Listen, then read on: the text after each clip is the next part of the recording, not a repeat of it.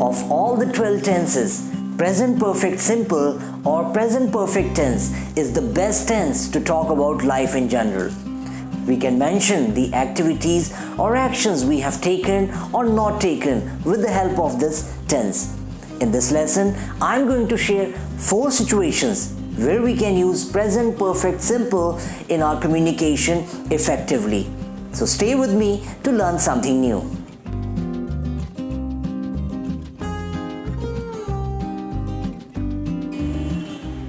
From the past until now, our life is the sum total of experiences. When we have to mention these life experiences to others, we do it in simple perfect tense. Let's see some examples. They have worked together on many challenging projects. Martha has held several key positions in this company. We have been to the United States on 5 occasions. I have worked with extremely talented people. When we mention any life experience to others, we generally don't mention the time because the time does not matter. What matters is the experience and its relevance in the present. Mark has led his country in soccer tournaments. I have visited England. It's a beautiful country. We have spent a lot of time in this city. If you want to study tenses in detail and want to brush up your basics and remove all related doubts, then go for the ebook on your screen. The link is in the description. Now let's get back to the lesson on present perfect simple.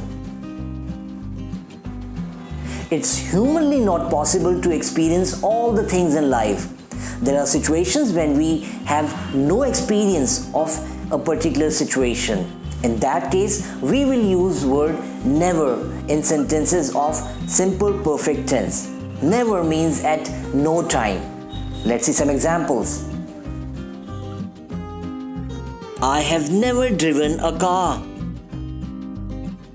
I have never had this dish before. I have never been to Sydney. There are times when we want to know the life experiences of others. We want to know whether they have experienced a particular situation or not. In that case, we can frame questions with the help of word ever. Let's see some examples. Have you ever been to France? Have you ever gone on a cruise? Have they ever worked with Bob? When such questions are asked, we can give answers in short sentences. We can say, yes, I have, or no, I haven't. Let's see some examples. Have you ever been to France? Yes, I have. Have you ever gone on a cruise? No, I haven't. Have they ever worked with Bob? Yes, they have. Or no, they haven't. So friends, that's it. If you want to study grammar in a systematic, planned and easy to understand manner, I invite you to my 14-step Grammar for Growth and Success program. I assure you, if you take up the program, all your doubts related to grammar will end. If you commit yourself for the 14-step program, I will give you 50% flat discount. So what are you waiting for? Make this small investment for your betterment. I'll be back with a new lesson soon. Till then, keep learning, keep growing.